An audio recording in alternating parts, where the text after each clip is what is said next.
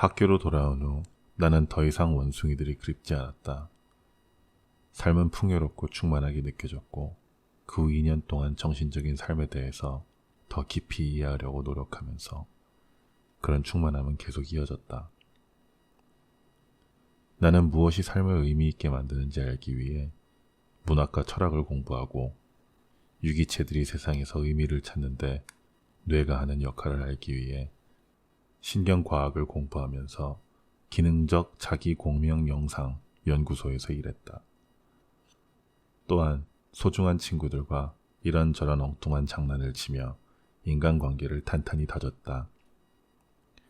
우리는 몽골 사람처럼 옷을 입고 학교 구내식당에 들이닥치기도 하고 정체를 알 수 없는 가짜 동아리를 만든 뒤 기숙사에서 가입 권유 행사를 벌이기도 했다. 또 고릴라로 분장해서는 버킹엄 궁전 앞에서 우스꽝스러운 자세를 취하기도 하고 한밤중에 메모리얼 교회에 잠입하여 바닥에 드러놓은 채 F스에 울려 퍼지는 우리 목소리를 듣기도 했다. 그 외에도 여러 장난을 쳤다. 그러다가 버지니아 울프가 아비시니아 왕족으로 분장하고 전함에 타는 장난을 쳤다는 사실을 알고서 기가 죽어 우리의 사소한 장난을 자랑하고 다니는 일을 그만두게 되었다. 4학년이 되어 마지막 신경과학 강의 중 하나인 신경과학과 윤리 수업을 들으면서 심각한 뇌손상을 입은 사람들이 생활하는 시설에 들른 적이 있다. 접수처로 들어가자 서글프게 울부짖는 소리가 우릴 맞았다. 30대로 보이는 친절한 여자 안내인이 우리에게 자기소개를 하는 동안 나는 대체 그 통곡 소리가 어디서 나는지 눈으로 열심히 찾았다. 접수대 뒤에 있는 큰 텔레비전에서는 어떤 드라마가 소리 없이 방영되고 있었다. 화면 가득 푸른 눈에 흑갈색 머리를 예쁘게 손질한 백인 여자가 흥분하여 머리를 흔들며 카메라 밖에 있는 누군가에게 애원하고 있었다. 곧 줌아웃이 되자 강한 턱에 틀림없이 굵고 쉰 목소리를 가졌을 법한 애인이 등장했다. 두 사람은 뜨겁게 포옹했다. 그와 동시에 울부짖는 소리가 더 커졌다. 나는 접수대 쪽으로 좀 더 다가가 그 너머를 유심히 살폈다. 텔레비전 앞에 바닥에 푸른 매트가 깔려 있었는데 그 위에 수수한 꽃무늬 드레스를 입은 20살 정도로 보이는 젊은 여자가 앉아 있었다. 그녀는 주먹을 쥔 두 손을 눈을 누르면서 몸을 앞뒤로 맹렬하게 흔들어대며 줄기차게 소리를 지고 있었다. 그녀는 몸을 이리저리 흔들 때마다 그녀의 뒤통수가 얼핏 보였는데 머리카락이 빠져서 창백한 두피가 넓게 드러나 있었다. 나는 뒤로 물러나 시설 견학을 위해 이동 중인 다른 학생들 무리에 합류했다. 안내원은 환자들 중 많은 이들이 어린 시절 익사할 뻔한 사고를 당했다고 한다. 주변을 둘러보니 우리 외에는 문병객이 보이지 않았다. 나는 평소에도 이런 분위기냐고 안내원에게 물었다. 안내원의 설명에 따르면 처음에는 가족이 방문하며 매일 오는 건 물론이거니와 하루에 2번 오는 경우도 있었다고 한다. 그러다 하루 걸러 1번, 일주일에 1번, 한 달에 1번으로 방문 횟수가 줄고 시간이 더 지나면 환자의 생일과 성탄절에만 찾아온다. 그러다가 결국에는 대부분의 가족이 먼 곳으로 이사해버린다. 그렇다고 그분들을 탓할 수만은 없어요. 안내원이 말했다. 이 아이들을 돌보는 건 힘든 일이니까. 이 말을 듣고 나는 화가 치밀어 올랐다. 힘들다? 물론 힘든 일은 맞다. 하지만 어떻게 부모가 자식을 패기칠 수 있는지. 한 병실에서는 환자들이 마치 막사의 병사들처럼 깔끔하게 줄을 맞춰 간이 침대에 누워 있었고 가 쥐죽은 듯 조용했다. 나는 침대들을 지나가다가 한 환자와 눈이 마주쳤다. 10대 후반쯤 되어 보이는 헝클어진 검은 머리의 여자애였다. 나는 잠시 걸음을 멈추고 그녀에게 마음을 쓰고 있다는 걸 보여주기 위해 미소 지으며 축 늘어진 그녀의 한 손을 잡아주었다. 그러자 그녀는 깨르륵 소리를 내며 나를 똑바로 쳐다보고 빙긋 웃었다. 나한테 웃어주는 것 같은데요? 내가 안내자에게 말했다. 그럴 수도 있죠. 정확하게 알긴 어려워요. 그녀가 대답했다. 하지만 나는 확신했다. 그 아이는 미소 짓고 있었다. 다시 학교로 돌아온 다른 학생들이 다 나갈 때까지 교수의 연구실에 남아 있었다. 그는 내게 물었다. 그래, 어땠나? 나는 부모들이 불쌍한 아이들 내팽개치는 상황이 경악했고 한 아이는 그런 처지인데도 내게 미소를 지어주더라고 솔직하게 말했다. 그는 훌륭한 스승이었고 과학과 도덕이 어떻게 교차하는지에 관해 깊이 생각하는 사람이었다. 나는 그가 내 생각에 동의하리라고 기대했다. 그래, 자네에게 좋은 경험이 됐군. 하지만 난 가끔 그 아이들이 죽는 게 더 낫지 않까 하는 생각이 든다네. 나는 가방을 들고 그 방에서 나왔다. 그 아이는 분명 미소를 짓고 있었다. 그렇지 않았던가? 나중에 가서야 이 견학이 뇌에 대한 새로운 차원의 이해로 나를 이끌었다는 점을 깨달았다. 우리는 뇌 덕분에 인간관계를 맺고 삶을 의미 있게 만든다. 그러나 때때로 뇌는 망가져버린다.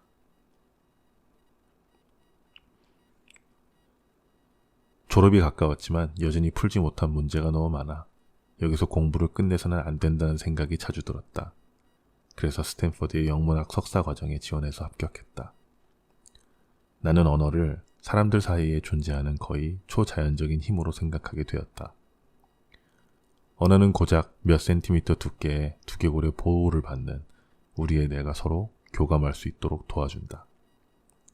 단어는 사람들 사이에서만 의미가 있으며 삶의 의미와 미덕은 우리가 맺는 인간관계의 깊이와 관련이 있다. 인생의 의미를 뒷받침하는 것은 인간의 관계적 측면, 즉 인간의 관계성이다. 하지만 이런 과정은 뇌와 신체 그 자체적인 명령에 따라 일어나며 제대로 작동하지 못하는 경우가 많다.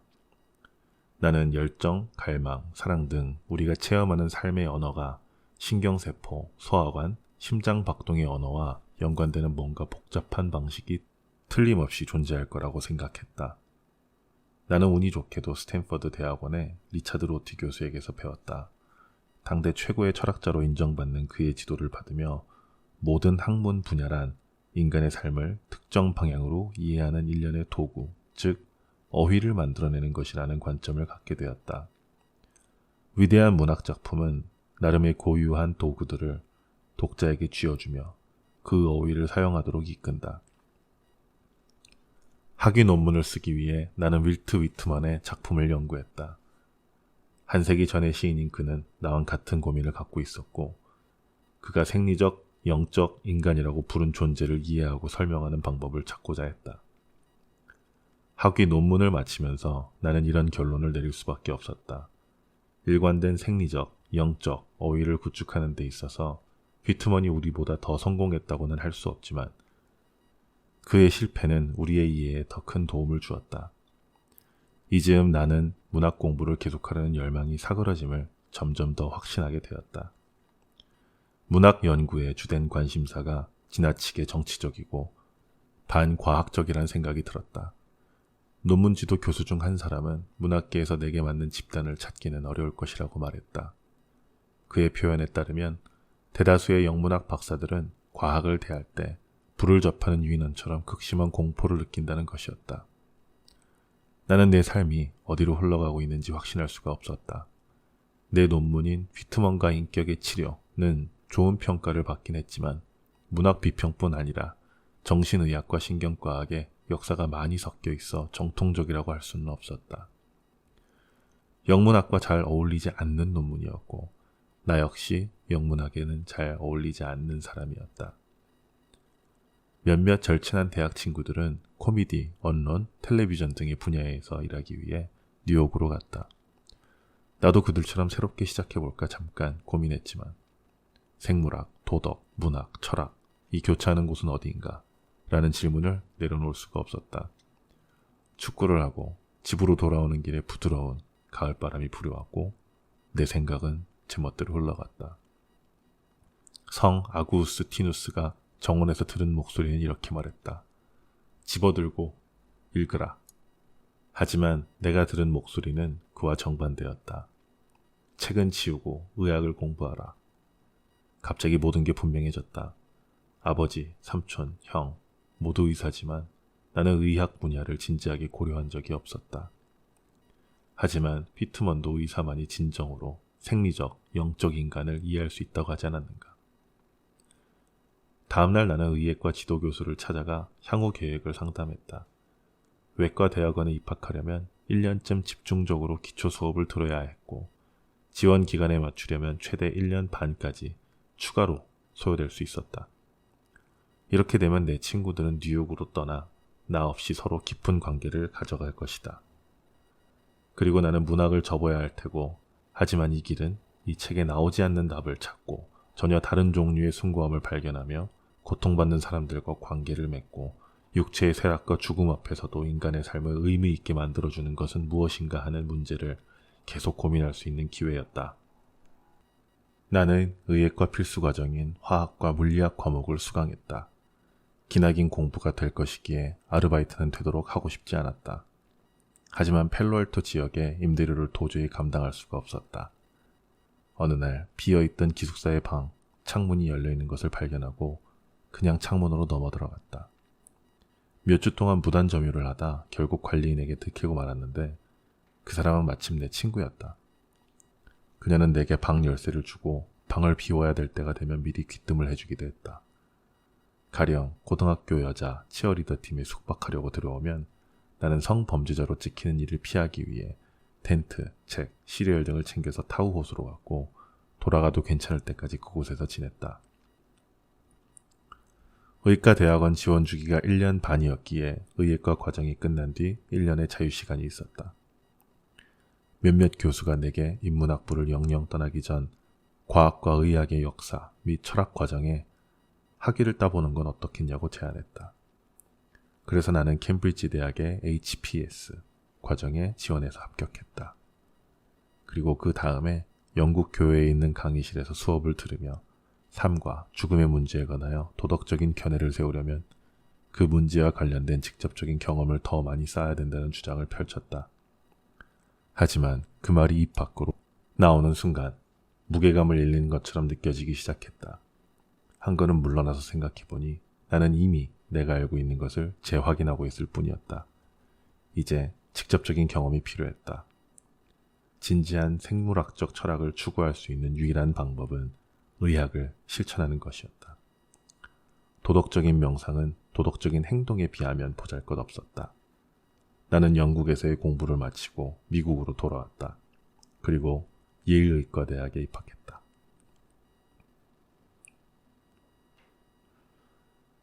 처음으로 시체를 해부할 때 묘한 기분이 들 것 같지만 기이하게도 모든 것이 평소와 다를 바 없이 느껴진다. 밝게 켜진 전등과 스테인리스강 수술대, 그리고 나비 넥타이를 맨 교수들이 근엄한 분위기를 만들어낸다. 하지만 목덜미부터 허리의 잘록한 부분까지 처음으로 절단하는 순간은 절대로 잊을 수가 없다.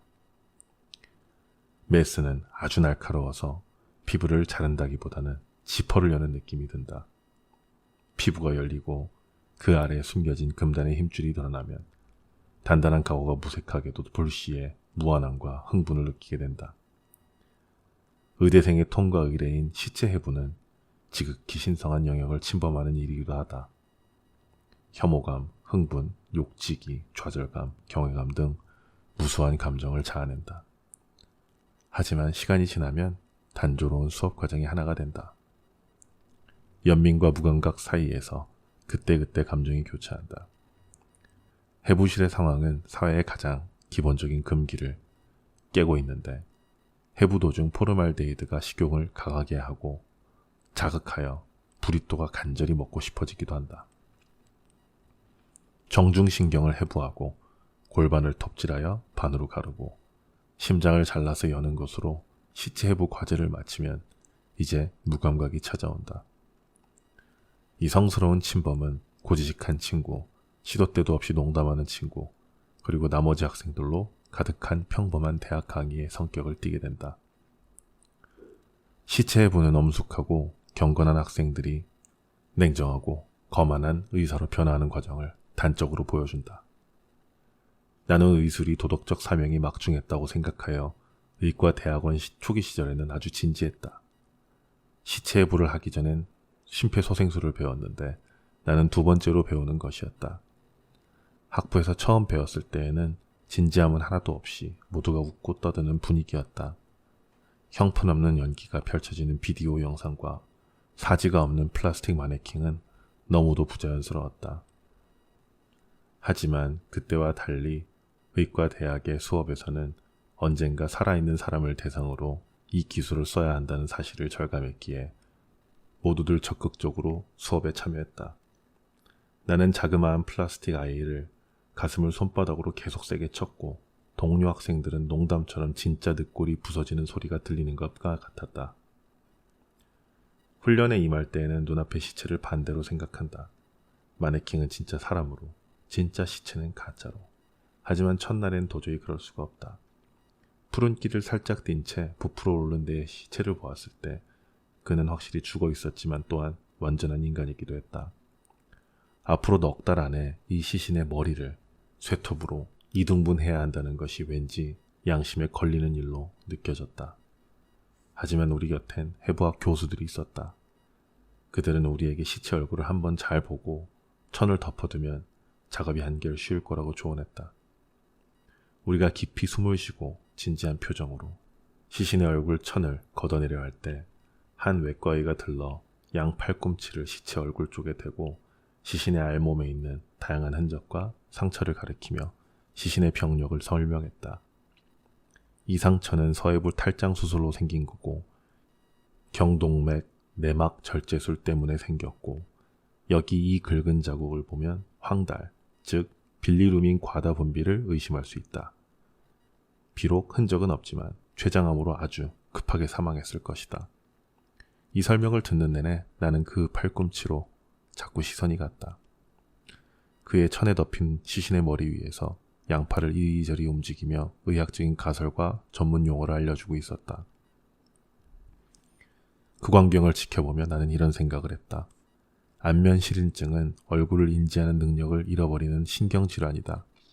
곧 나도 그 질환에 걸려 태연히 쇠톱을 손에 쥐고 있겠지. 몇 주가 지나자 해부 작업의 극적인 측면은 사라졌다.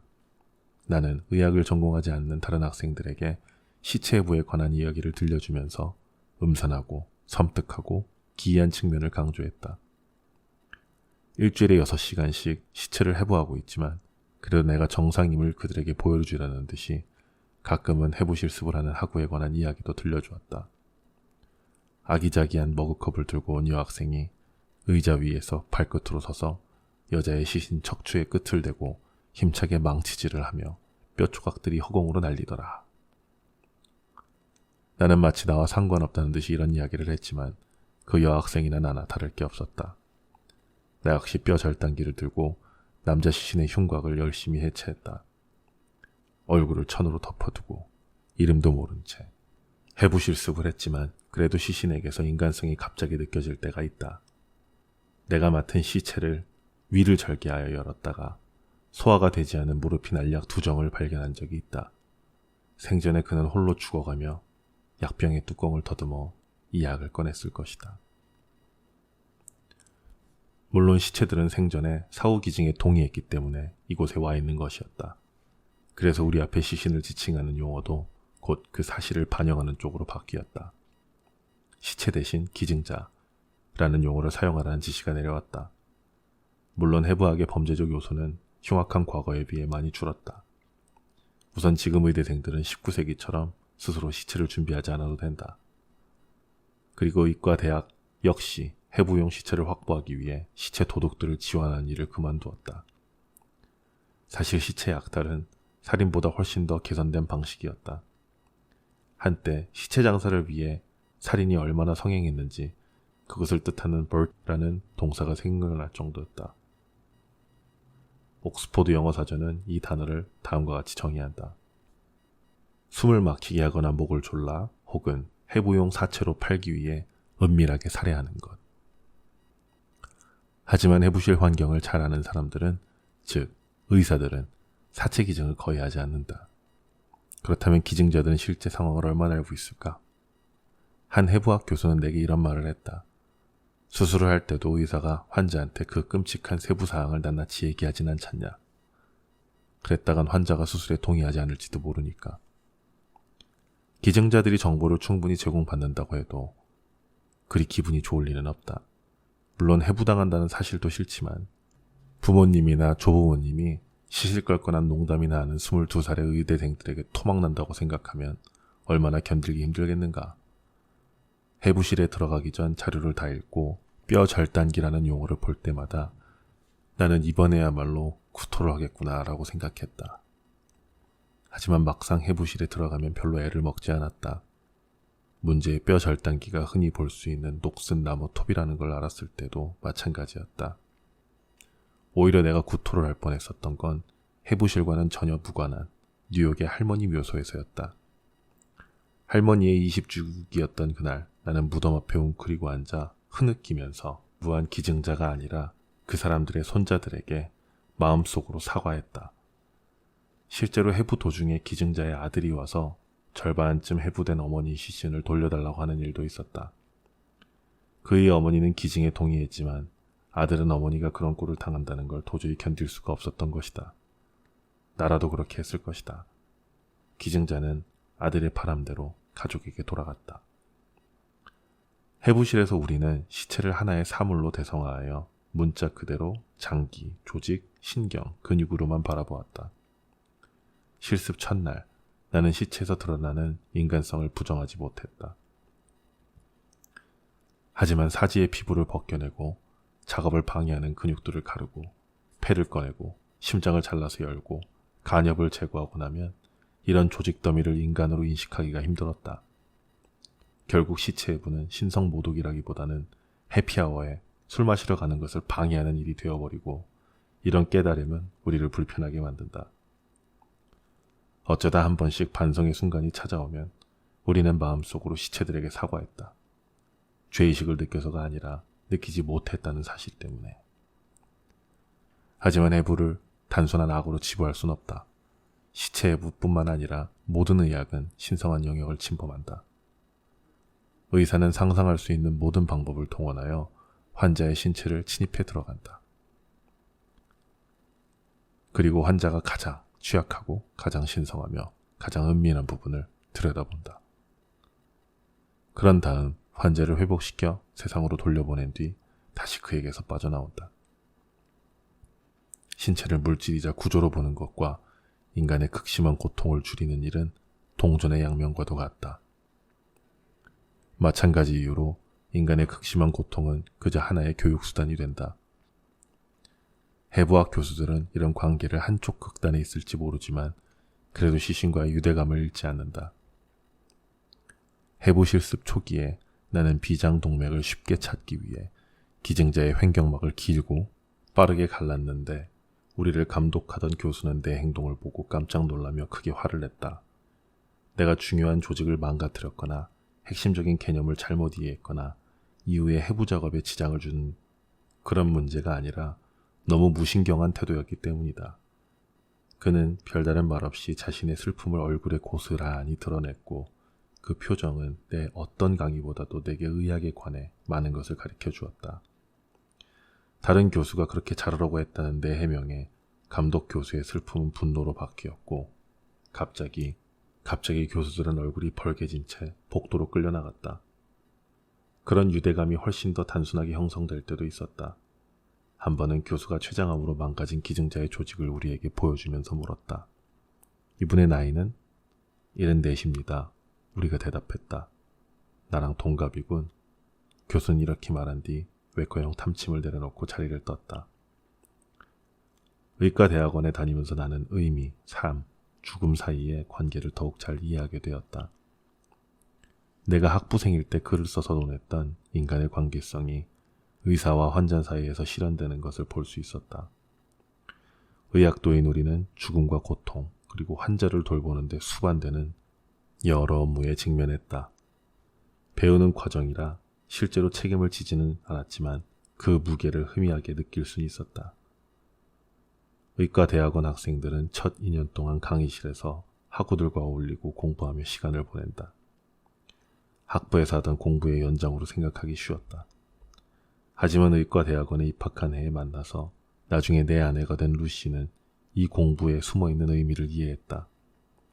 사람을 사랑하는 그녀의 능력에는 한계가 없어 보였고 그런 그녀에서 많은 것을 배웠다. 어느 날 밤 루시와 나는 내 아파트의 소파에 앉아 심전도 파형을 공부했다. 그녀는 무언가 골똘히 생각하다가 치명적인 부정맥을 정확히 집어냈다. 갑작스레 뭉클해진 루시는 울기 시작했다. 우리가 보고 있는 염선용 심전도가 누구의 것이든 그 환자는 살아남지 못할 운명이었다. 그 페이지 위에 구불구불한 선들은 더 이상 단순한 선 이상의 의미를 지녔다. 심실세동이 약화되어 결국 심장수축이 멈출지도 모르는 상황을 보여주고 있었고 사람을 눈물짓게 만들 수도 있었다.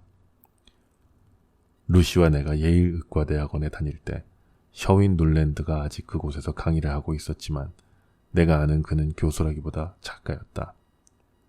눌랜드는 저명한 외과의이자 철학조로서 죽음을 다룬 그의 획기적인 저서 사람은 어떻게 죽음을 맞이하는가가 내 고등학교 시절에 출간되었지만 정작 그 책을 읽어본 것은 의과대학원에 들어가고 난 뒤였다.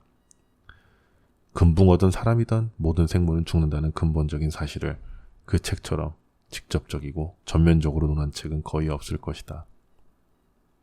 나는 밤에 방에서 눌랜드의 책을 꼼꼼히 읽었는데 그가 할머니의 투병을 묘사한 부분이 특히 기억에 남는다. 그 구절은 개인적이고 의학적이며 정신적인 측면이 한데 어우러져 있어 완벽하게 빛나고 있었다. 눌랜드는 어렸을 때 손가락으로 할머니의 피부를 꾹 누른 뒤 원래대로 돌아오는데 얼마나 걸리는지 지켜보는 장난을 쳤다. 전과 다르게 짧아진 호흡과 함께 이런 노화 현상은 할머니의 울현성 심부정이 천천히 진행 중이며 오래된 피가 오래된 폐의 조직에서 가져나오는 산소의 양이 현격하게 줄어들었음을 보여주는 징후였다. 눌랜드의 이야기는 이렇게 계속되었다. 가장 확실한 건 할머니가 삶에서 천천히 멀어져 가고 있다는 사실이었다. 할머니는 기도를 그만두었을 때쯤 사실상 다른 모든 일도 멈추었다. 할머니에게 치명적인 뇌졸중이 찾아왔을 때 눌랜드는 토마스 브라운의 경이, 의사의 종교라는 책에서 본 구절을 떠올렸다. 우리는 엄청난 투쟁과 고통을 딛고 이 세상에 오지만 세상을 떠나는 일도 여간 어려운 일은 아니다. 나는 스탠퍼드에서 영문학을, 캠브리지에서 의학을, 역사를 공부하며 죽음을 이해하기 위해 그 많은 시간을 쏟아부었지만 결국 답을 찾지 못했다. 눌랜드의 책을 비롯 여러 기록들을 보니 죽음이란 직접 대면해야만 알 수 있는 거라는 확신이 들었다. 나는 죽음의 두 가지 수수께끼인 경험적인 징후와 생물학적인 징후, 즉 아주 개인적이면서도 철저히 비개인적인 측면들을 파헤치기 위해 의학을 탐구했다. 눌랜드는 사람을 어떻게 죽음을 맞이하는가의 초반부에서 젊은 의학도 시절 술술실에서 심장이 멈춘 환자와 단둘이 있었던 경험을 이야기한다. 그는 절박한 심정으로 환자의 흉부를 절개하고 손으로 심장을 눌러 문자 그대로 생명을 꽉꽉 눌러 넣으려 했었다. 환자는 결국 사망했고 눌랜드는 피투성이가 된 채로 지도교수에게 발견되었다. 내가 입학했을 때에는 의과대학원의 방침이 변경되어 학생이 눌랜드처럼 행동하는 일은 상상도 할 수 없었다. 학생들은 흉부를 절개하는 건 고사하고 환지를 만지는 것도 잘 허용되지 않았다. 하지만 바뀌지 않은 것이 있다면 심폐소생에 실패하고 피투성이가 되어서도 끝까지 환자를 살리려는 영웅적인 책임감이다. 이것이야말로 진정한 의사의 모습이라는 생각이 들었다. 내가 처음으로 목격한 탄생은 또 처음으로 맞닥뜨린 죽음이기도 했다. 도서관에서 책에 파묻히고 카페에서 강의록을 열심히 읽고 침대에 누워서 직접 만든 플래시카드를 복습하며 강도 높은 공부를 했던 2년을 마무리 지으며 의과대학원에서의 첫 단계가 끝났다. 이후 2년은 병원에서 이론적 지리식을 활용하여 환자들의 고통을 실제로 덜어주는 일을 하게 된다. 나는 산부인과에서 실습을 시작했고 분만병동에서 야간 근무를 했다. 해질 무렵으로 들어가면서 나는 분만 관계, 자궁경부의 확장, 아이의 하강 등을 알려주는 태오이의 명칭 등 때가 되면 도움이 될 만한 것들을 미리 짚어보았다. 의과대학원생으로 나의 임무는 관찰을 통해 많이 배우고 선배들의 업무에 방해되지 않는 것이었다. 의과대학원을 졸업하고 선택한 전공 분야에서 근무 중인 레지던트들과 임상 경험이 풍부한 간호사들이 내 주된 스승이 될 것이다. 하지만 우연이든 요청이든 받든 나 혼자 아이를 받아야 되는 상황이 되면 실패할까봐 내심 불안했다. 나는 레지던트와 인사하기 위해 의사 휴게실로 찾아갔다. 그곳에서는 검은 머리의 젊은 여자가 소파에 누워 샌드위치를 우걱우걱 씹어 먹으며 텔레비전을 보고 학술지도 읽고 있었다. 나는 내 소개를 했다. 반가워요. 그녀가 말했다. 난 멜리사라고 해요. 여기 아니면 비상 대기실에 있을 테니까 필요하면 찾아와요. 가르시아라는 환자를 주의 깊게 지켜보세요. 22살인데 쌍둥이를 조산할 것 같거든요. 다른 환자들은 별 문제 없어요. 샌드위치를 먹으면서 멜리사는 수많은 정보를 무더기로 알려주었다. 쌍둥이를 가진 가르시아는 임신 23주 차에 들어섰는데 아이들이 더 클 때까지 임신 상태를 지속하는 게 최선이고 24주는 지나야 태아의 생존력이 최소한으로 보장되며 이후로는 하루하루 표가 나게 좋아진다. 그리고 가르시아는 여러 약물을 투여받으며 자궁의 수축을 조절하고 있다 등. 그때 멜리사의 호출기가 울렸다. 자, 멜리사가 소파에서 다리를 내려오며 말했다. 가야겠네요. 당신은 여기 있어도 돼요. 재미있는 유선방송 채널이 많거든요. 아니면 날 따라와도 돼요. 나는 멜리사를 따라 간호실로 갔다.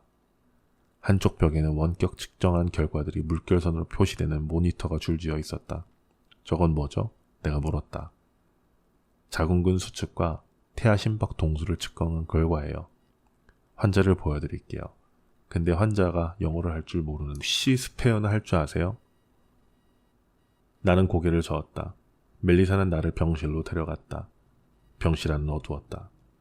가르시아는 복부의 자궁수축과 쌍둥이들은 심박 동수를 측정해 간호사실에서 봤던 모니터로 신호를 보내는 띠를 두른 채 조용히 침대에 누워 쉬고 있었다. 가르시아의 남편은 침대 옆에 서서 아내의 손을 잡고 있었다. 그 이마에는 근심이 가득했다. 멜리사 부부에게 스페인어로 뭔가 나직이 말한 뒤 나를 데리고 병원실을 나왔다. 다음 몇 시간 동안은 일이 순조롭게 진행되었다. 멜리사는 휴게실에서 쪽잠을 잤다. 나는 가르시아의 차트에 마치 상형 문자처럼 알아보기 어렵게 갈겨 써있는 글자들을 해독하려고 애썼다. 그 내용에 따르면 그녀의 이름은 엘레나, 두 번째 임신이고 임신 기간 동안 건강관리를 받은 적이 없으며 보험에도 가입하지 않았다. 나는 나중에 검색해 보려고 그녀에게 처방된 약들의 이름을 적었다. 그리고 의사 휴게실에서 관련 교과서를 뒤적여 조산에 관한 내용을 조금 읽어봤다. 조산아들은 생존한다고 해도 뇌출혈과 뇌성마비에 걸릴 확률이 굉장히 높다. 하지만 내 성인 수반은 거의 30여 년 전 8주나 일찍 태어났지만 지금은 신경과 전문의로 일하고 있다. 나는 한 간호사에게 가서 모니터에 보이는 구불구불한 작은 선들을 어떻게 해석하는지 가르쳐달라고 부탁을 했다. 내게는 의사들의 글씨만큼이나 이해하기 어려운 선들이지만 해석하는 방법을 알고 나면 앞으로 아무 일이 없을지 참사가 일어날지 미리 알 수 있다.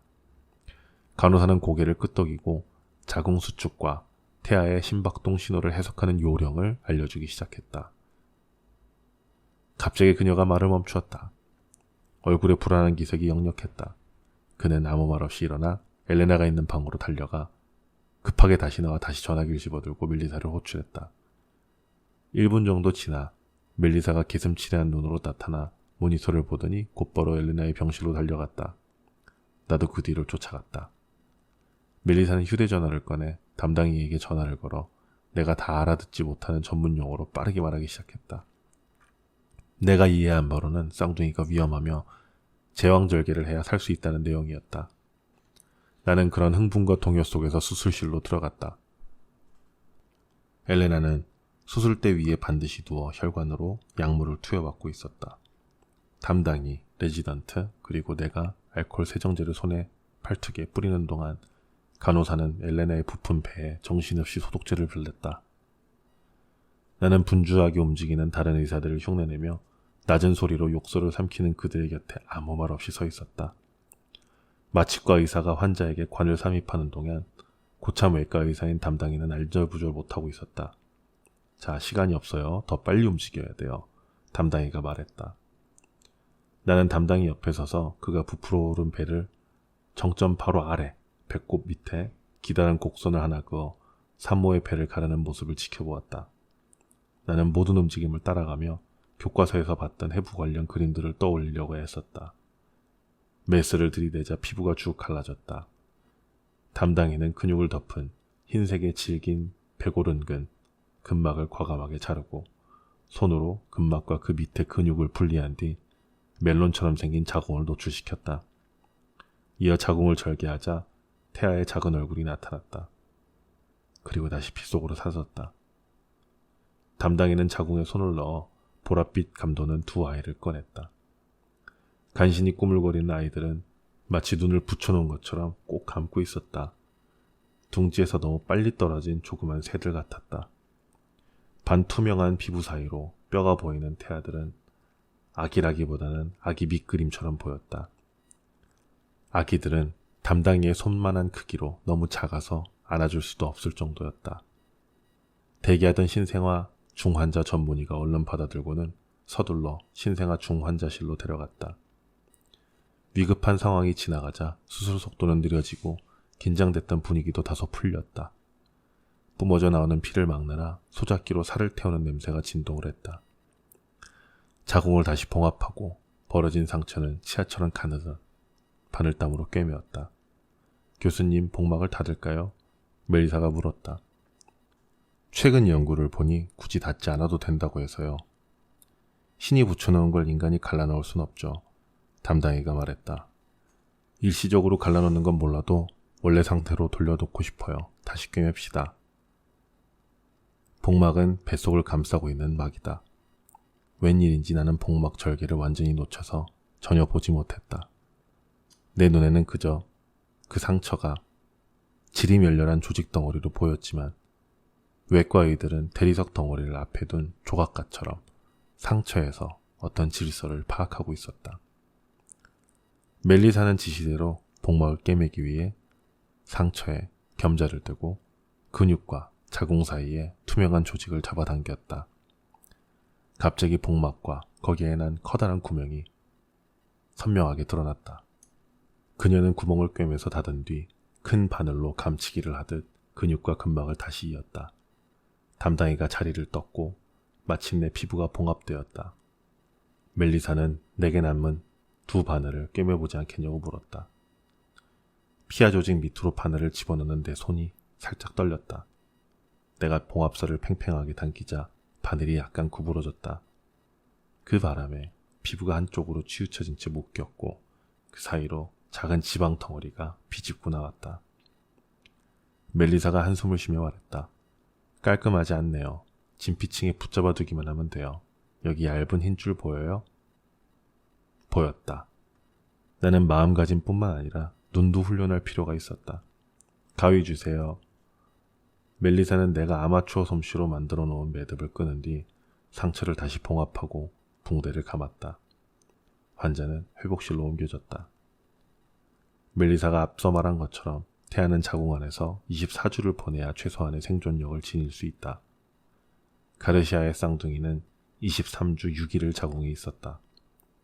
아이들에게 장기는 있지만 생명을 유지하는 책임을 다할 준비는 아직 안 되어 있을 것이다. 정상적인 경우라면 그 아이들은 거의 넉 달은 더 자궁의 보호를 받으며 탯줄을 통해 영양분과 산소화된 혈액을 더 많이 공급받아야 했다. 이제 이 세상에 태어났으니 산소가 폐에 들어가야 하지만 쌍둥이의 폐는 복잡한 팽창과 가스 전달, 즉 호흡을 감당할 능력이 전혀 없었다. 나는 아이들을 보러 신생아 중환자실로 들어갔다. 각각 투명한 플라스틱 인큐베이터 안에 들어가 있었는데 삐 소리를 내는 커다란 기계들 때문에 더 왜소하게 보이는 데다가 복잡하게 엉킨 선, 관들에 가려 눈에 잘 띄지도 않았다. 인큐베이터의 한편엔 아기의 필수적인 사람과의 접촉을 위해 부모가 손을 넣어 아이의 팔이나 다리를 만질 수 있게 작은 창이 있었다. 해가 떠오르고 교대 시간이 됐다. 나는 집으로 돌아가 침대에 누웠지만 자궁에서 빠져나오던 쌍둥이의 모습이 자꾸 떠올라 쉽게 잠을 들지 못했다. 다 자라지 못한 폐처럼 나 역시 환자의 생명을 책임질 준비가 덜 된 것 같았다. 그날 밤 다시 병원에 출근한 난 새로운 임산부를 담당하게 되었다. 그녀에게는 문제가 될 만한 게 아무도 없었다. 오늘은 그녀의 출산 예정일이었고 모든 일이 일사천리로 진행되고 있었다. 간호사와 함께 나는 안정적으로 진행되는 출산 과정을 지켜보았다. 진통 간격이 점점 더 규칙적으로 변해갔다. 간호사는 자궁경부가 3cm, 5cm, 10cm 열릴 때마다 보고해야 했다. 이제부터 임산부가 힘을 줘야 해요. 간호사는 나를 돌아보며 말했다. 걱정하지 마세요. 분만이 가까워지면 호출할 테니까. 의사휴게실로 가니 멜리사가 쉬고 있었다. 어느 정도 시간이 흐르자 산부인과 팀이 수술실로 호출되었다. 분만이 얼마 남지 않았다는 뜻이었다. 문 밖에서 멜리사가 내게 가운과 장갑 그리고 긴 신발 덮개를 건넸다. 많이 더러워질 거예요, 그녀가 말했다. 우린 수술실로 들어갔다. 내가 임산부에게서 조금 떨어져 어색하게 있자 멜리사가 나를 산모양 다리 사이로 집어넣었고 내 바로 뒤에는 담당이가 서 있었다. 힘줘요. 간호사가 임산부를 격려했다. 좋아요. 그렇게 해요. 비명은 지르지 말고요. 하지만 임산부는 비명을 멈추지 못했다. 얼마 지나지 않아 피와 체액이 쏟아져 나왔다. 깔끔한 의학적 도해는 지금 벌어지는 이 상황을 여실하게 보여주지 못한다. 무자비한 자연은 인간을 출산에도 인정사정 봐주지 않는다. 출산은 앤 게디스의 사진과는 다르다. 병원에서 배우는 실무가 의과 대학원생으로 강의실에서 받는 교육과 상당히 다르리라는 것에 점점 더 실감을 느꼈다.